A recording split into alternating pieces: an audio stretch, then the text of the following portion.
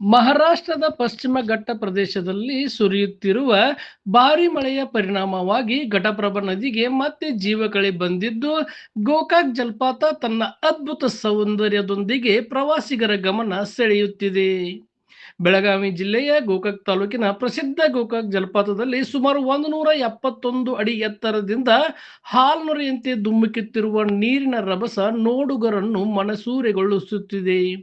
ಮೈದುಂಬಿ ಹರಿಯುತ್ತಿರುವ ಜಲಪಾತದ ವೈಭವ ಕಣ್ತುಂಬಿಕೊಳ್ಳಲು ಸಾವಿರಾರು ಪ್ರವಾಸಿಗರು ಆಗಮಿಸುತ್ತಿದ್ದು, ಪ್ರಕೃತಿ ತನ್ನ ಮನಮೋಹಕ ರೂಪವನ್ನು ಮತ್ತೆ ಅನಾವರಣಗೊಳಿಸಿದೆ.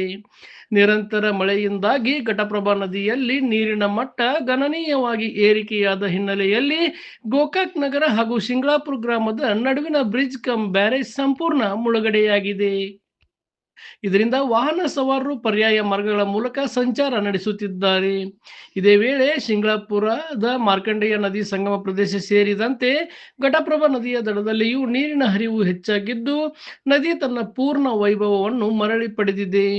ಮಹಾರಾಷ್ಟ್ರದಲ್ಲಿ ಮಳೆ ಮುಂದುವರಿದಿರುವ ಹಿನ್ನೆಲೆಯಲ್ಲಿ ಮುಂದಿನ ದಿನಗಳಲ್ಲಿಯೂ ನದಿಯಲ್ಲಿ ನೀರಿನ ಹರಿವು ಇನ್ನಷ್ಟು ಹೆಚ್ಚಾಗುವ ಸಾಧ್ಯತೆ ಇದ್ದು, ನದಿ ತೀರದ ನಿವಾಸಿಗಳು ಹಾಗೂ ಪ್ರವಾಸಿಗರು ಎಚ್ಚರಿಕೆಯಿಂದ ಇರಬೇಕೆಂದು ಆಡಳಿತ ಸೂಚಿಸಿದೆ.